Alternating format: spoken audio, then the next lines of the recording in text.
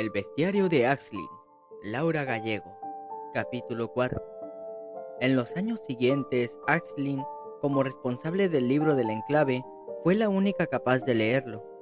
Cuando tuvo que abandonar la cabaña de los niños para irse a vivir con los adultos, se trasladó a la cabaña de Oxys, que había quedado vacía. La aldea disponía de muchas casas vacías. Algunas de ellas lo estaban desde hacía tanto tiempo que habían quedado en ruinas. No valía la pena reconstruirlas, porque no habitaba suficiente gente en el enclave como para ocuparlas todas. De hecho, con el paso del tiempo, había sucedido todo lo contrario, dado que la cantera quedaba lejos y era muy arriesgado ir a trabajar en ella. Cada vez que se necesitaban piedras para arreglar el horno, para elevar el brocal del pozo, o para reparar algún muro, se sacaban de las casas abandonadas. Axlin había leído en el libro que existía un antiguo proyecto para transformar la empalizada en un muro, pero se había descartado porque para llevarlo a cabo se habría necesitado un esfuerzo ímprobo y más piedras de las que contaban en la aldea, incluso si derruían todas las viviendas vacías. La muchacha era consciente, sin embargo, de que podría construirse un muro con un perímetro más reducido, sin dejar a nadie afuera, porque la empalizada se había levantado en una época en la que la aldea estaba mucho más poblada. No obstante, ningún líder embarcaría a los suyos en una tarea tan ingente, precisamente porque eran demasiado pocos y les llevaría demasiado tiempo. Pero también comprendía a Axlin, porque nadie quería imaginar siquiera por un momento que el enclave no pudiese recuperar población en los años venideros. De modo que las casas vacías seguían allí, ni se reconstruían ni se derribaban, pero nadie había perdido la esperanza de que volvieran a ser ocupadas en el futuro. Había bastantes para elegir, y algunas estaban en mejor estado que la de Oxys. Aún así, Axlin prefirió la del anciano que había sido su maestro, aunque a muchos les resultó una decisión extraña. «Pronto tendrás que elegir marido», le insinuó Tux un día. Tenía 3 años más que ella, pero no se había casado aún. Cuando eran niños, todo el mundo había dado por supuesto que Tux y Seira serían pareja, porque tenían una edad similar. Sin embargo, al llegar la edad adulta, Seira había elegido a Keisen, que era un poco mayor que Tux. Axlin captaba las indirectas. Naturalmente, había mujeres viudas en el enclave y a veces se quedaban embarazadas, porque la comunidad no podía permitirse el lujo de esperar a que eligieran un nuevo marido. De hecho, Axlin sabía, porque lo había leído en el libro, que había habido épocas en las que algunos hombres habían tenido 2 o 3 esposas para asegurar la llegada de una nueva generación.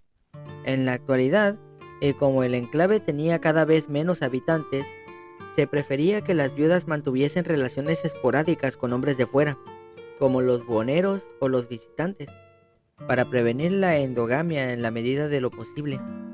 Al fin y al cabo, los monstruos mataban más hombres que mujeres, ya que ellas permanecían seguras en los enclaves mientras gestaban, y los varones adultos y sanos no dejaban nunca de participar en patrullas y exploraciones.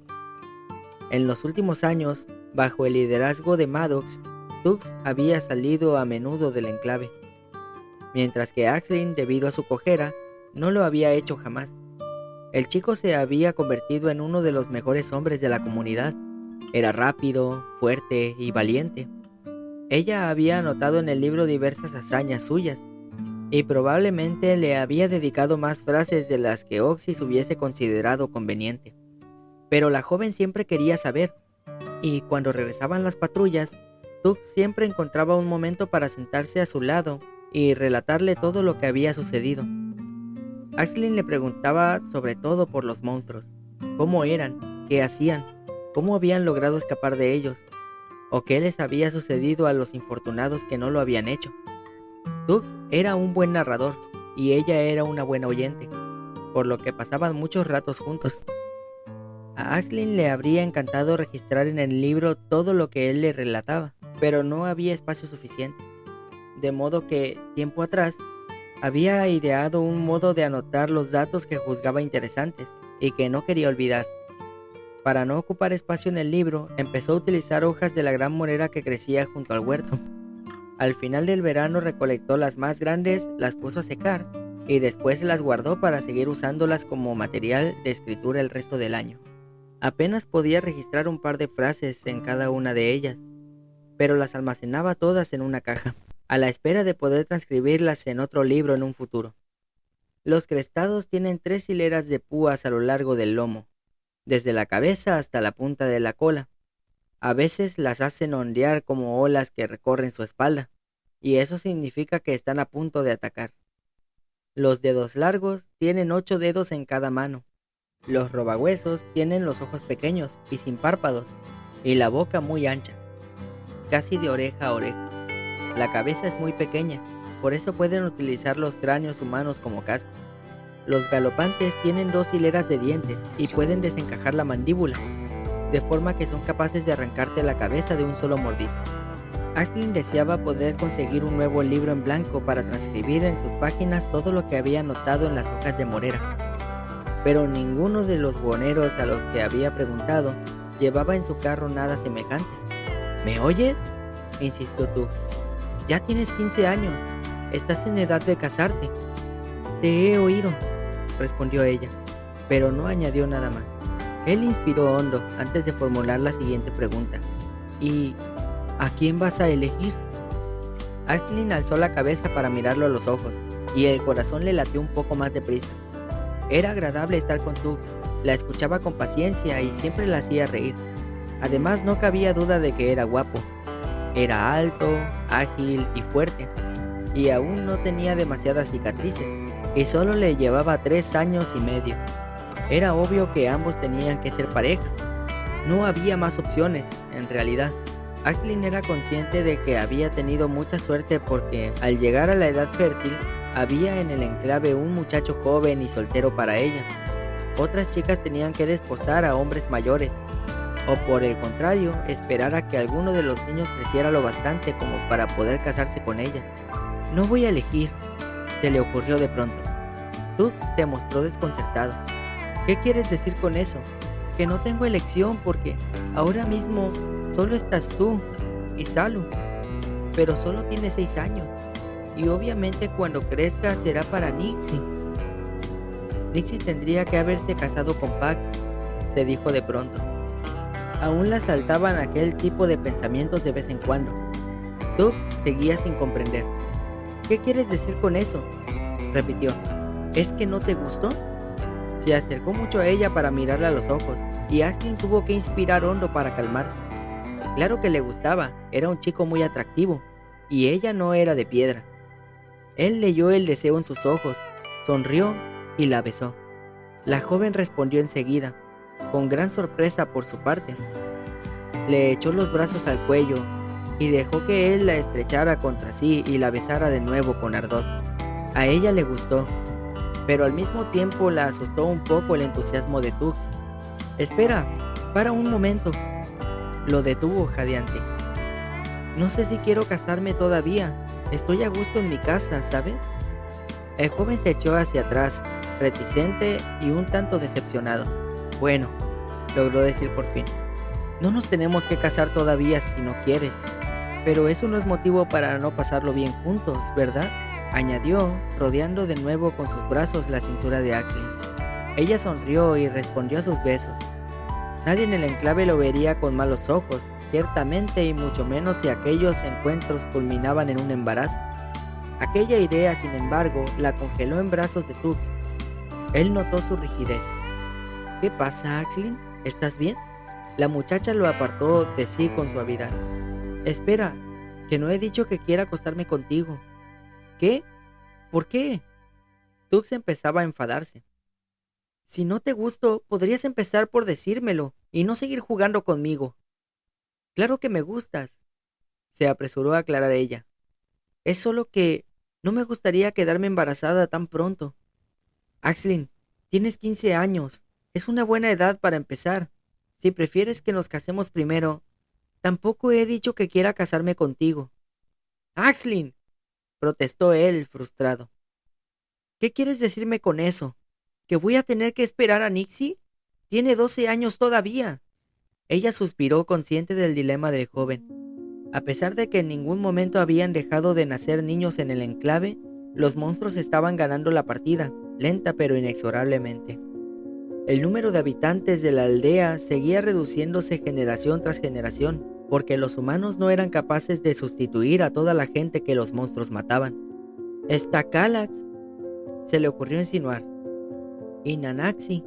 Calax se había quedado viuda tiempo atrás, y Nanaxi no se había casado nunca, pero Aisling sabía que había dado a luz 3 veces, aunque solo una de sus hijos, Nixie, seguía viva por el momento. Tux sacudió la cabeza.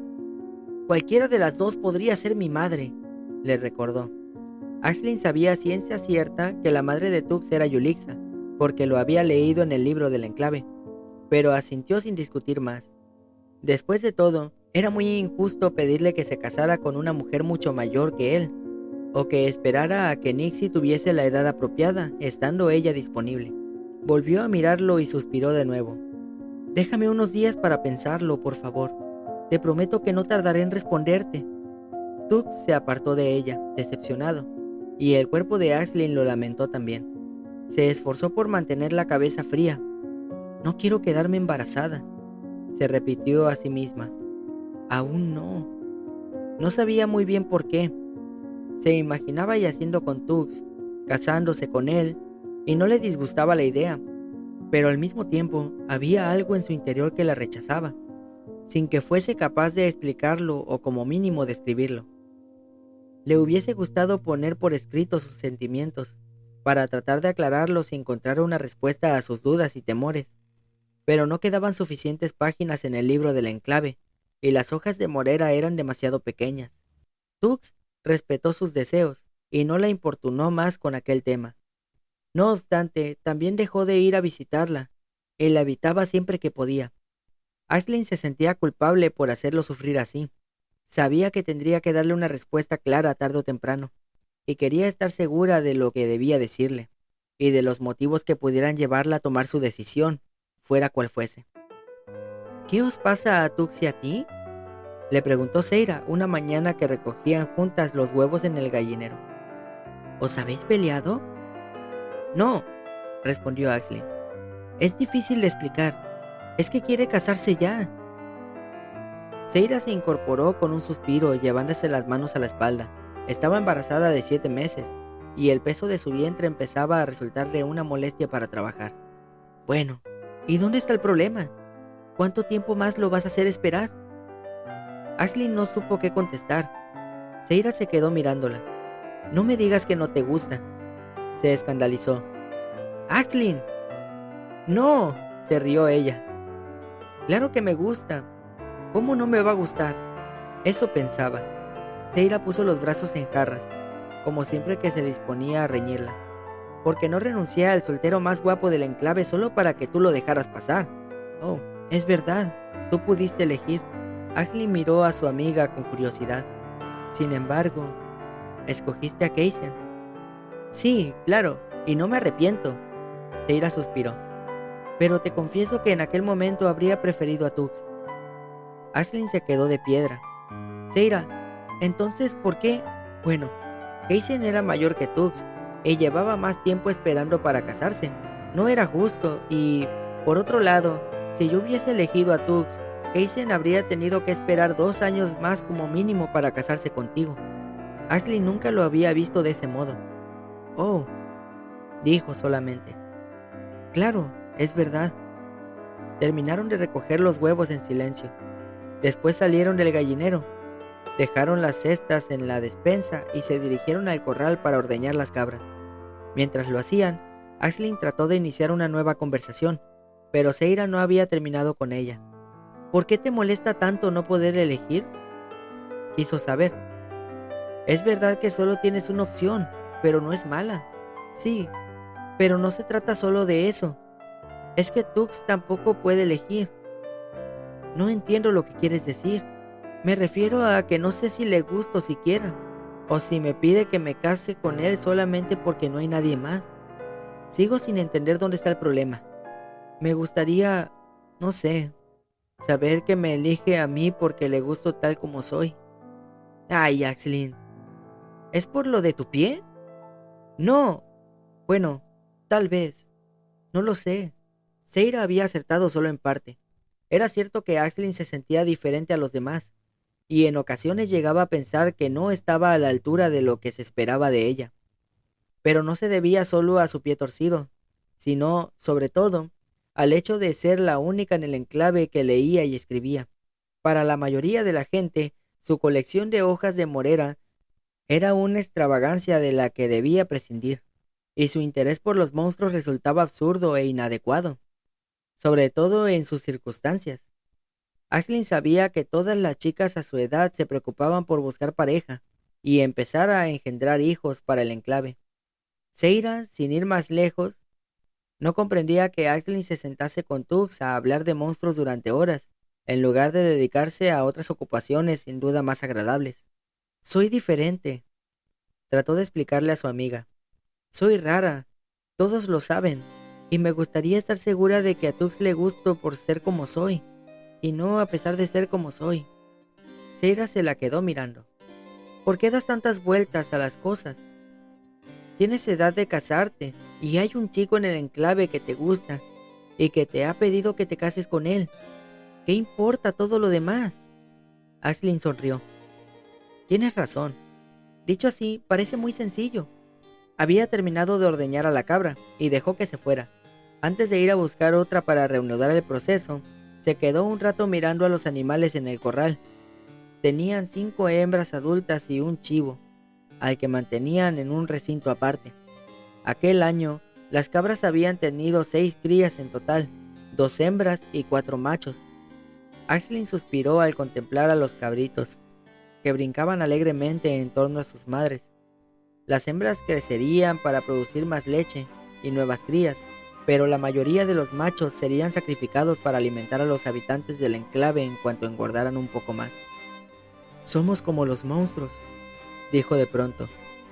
Nos llevamos a los bebés de otras criaturas y después los matamos y nos los comemos. ¿Qué dices? Se asombró Seira. No somos monstruos. Nosotros comemos animales para sobrevivir. Otros animales lo hacen también. Los zorros, los lobos, las jinetas, los turones, las aves rapaces. Y no son monstruos, porque no se comen a nosotros. Pero a lo mejor los zorros sí son monstruos para las gallinas. Seira sacudió la cabeza. Estás diciendo cosas muy raras hoy, Aisling. Hay animales que se alimentan de otros animales para sobrevivir, pero los monstruos no. ¿Has visto alguna vez a un dedos largos robando a una gallina? ¿Has visto a las pelusas brincar alrededor de los cabritos? ¿O a los nudosos agarrando las pezuñas de los cerdos? No, porque solo les interesan los humanos. Si estuviesen tan hambrientos como aparentan, se comerían cualquier cosa. Pero solo nos matan a nosotros, y lo hacen por pura maldad. No llamamos monstruos a los lobos que atacan a las patrullas a veces. Se trata de animales cazadores, y en ocasiones nosotros podemos ser sus presas, porque así funciona el mundo. Pero los monstruos son otra cosa, Aisling. No nos cazan, nos asesinan. No lo había pensado, admitió ella impresionada. Entonces, ¿es verdad que los monstruos solo devoran seres humanos? ¿No se alimentan de nada más? Seira se encogió de hombros. Creo que no, pero quizá Tux te lo pueda confirmar, insinuó guiñándole un ojo. Aisling no respondió, siguió contemplando a los cabritos, pensativa. Su amiga la miró. ¿Por eso no quieres quedarte embarazada, verdad?, le preguntó con suavidad. Aisling se volvió hacia ella con un respingo. ¿Quién te ha dicho eso? Espera, ¿ha sido Tux? ¿Te ha pedido él que hables conmigo? No te enfades, Aisling. Solo intento entenderte, y creo que ya lo voy consiguiendo. La tomó de las manos para tranquilizarla. Temes dar a luz a un hijo y que los monstruos se lo lleven, ¿no es así? Aisling iba a negarlo, pero se detuvo al ver que Seira colocaba una mano sobre su propio vientre. ¿Y tú no tienes miedo?, le preguntó a su vez. Claro que sí, y todas las mujeres que han dado a luz antes en este enclave, y seguramente en todos los demás. ¿Cómo dormir tranquila sabiendo que puede que tu bebé nazca solo para ser devorado por un monstruo antes o después? ¿Cómo tener valor para llevar a término un embarazo 9 meses un parto. ¿Y cómo mirar a la cara a tu hijo sin saber si podrás verlo crecer? A Aisling se le llenaron los ojos de lágrimas. Una vez más, los ecos de su memoria le devolvieron los alaridos de Pax, como olas sobre la playa. Yulixa me dijo que todas las madres primerizas sienten lo mismo que yo, le confió Seira, y que por eso solo cuidamos de nuestros hijos durante el primer año, cuando más nos necesitan. Después nos separamos de ellos para que sean hijos de toda la aldea. Así, los niños no quedarán nunca huérfanos, porque siempre habrá alguien que cuide de ellos si sus padres naturales mueren. Y por otro lado, si somos nosotros quienes los perdemos a ellos. La joven se estremeció y Aisling contuvo el aliento hasta que su amiga fue capaz de continuar. Si los perdemos, el dolor no recae sobre una sola persona, se reparte entre toda la comunidad y así resulta más llevadero. Y es más sencillo también sobreponerse a él y tomar la decisión de seguir trayendo hijos al mundo. Aisling no respondió. Seira sonrió y le acarició la cabeza con cariño. No tengas miedo, concluyó. Estarás bien con Tux y daréis hijos sanos al enclave. Puede que alguno no sobreviva, pero lo importante es que nosotros como comunidad tenemos que seguir adelante. Cuantos más seamos, más posibilidades tendrán nuestros descendientes de subsistir una generación más. Aunque sus palabras tenían como objetivo tranquilizarla, a Aisling se le encogió el corazón. Tiene que haber algo más que podamos hacer, se repitió a sí misma por enésima vez. Pero no se le ocurría nada, y entre tanto, tenía que reconocer que lo más útil que podía ofrecer al enclave era precisamente lo que el enclave esperaba de ella. Cuando se cruzaba con Tux, lo miraba de reojo y tenía que reprimir el impulso de correr hacia él y echarse en sus brazos. Pero todavía sentía pánico ante la idea de dar a luz a un bebé. Soñaba con Pax a menudo, y una nueva pesadilla recurrente vino a turbarla por las noches.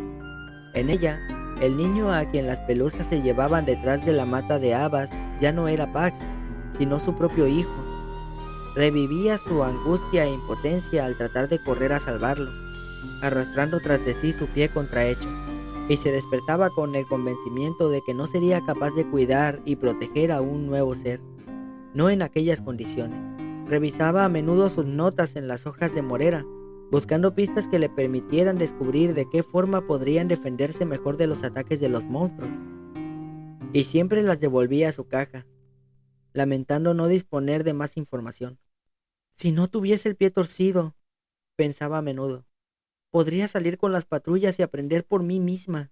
Era cierto que la mayoría de los que conformaban las patrullas eran hombres, pero no todos. Muchas mujeres se incorporaban de forma regular a las expediciones en cuanto dejaban atrás la edad fértil, como era el caso de Yulixa, y algunas incluso antes. Sai, por ejemplo, lo había hecho desde el principio, y era tan hábil y fuerte como cualquiera de sus compañeros. Nunca había tenido hijos ni se había casado, y Aisling suponía que era estéril. Una tarde, Tux fue de nuevo a hablar con ella. Maddox nos ha convocado a todos, le informó. Mañana salimos de expedición. ¿A dónde? Al bosque, a cazar, talar, pescar, recolectar frutos. Traeremos todo lo que pueda sernos de utilidad. Estaremos 3 días fuera. ¡3 días! Tux asintió con gravedad. Esperemos que el refugio siga en pie. Si no, quizá Maddox decida que es demasiado arriesgado pasar la noche fuera. En ese caso, regresaríamos antes, pero no aprovecharíamos el viaje igual. Aisling no dijo nada. Es posible que alguno de nosotros no vuelva, prosiguió Tux. Ella alzó la cabeza para mirarlo a los ojos, pero siguió sin hablar. Él la besó suavemente, y ella correspondió a su beso. Me gustas, habría querido decirle, pero no quiero tener hijos. No puedo ser para ti lo que quieres que sea. Te esperaré, le dijo sin embargo. Tux sonrió, aunque parecía un tanto decepcionado. Entonces volveré, le prometió. Fin del capítulo 4.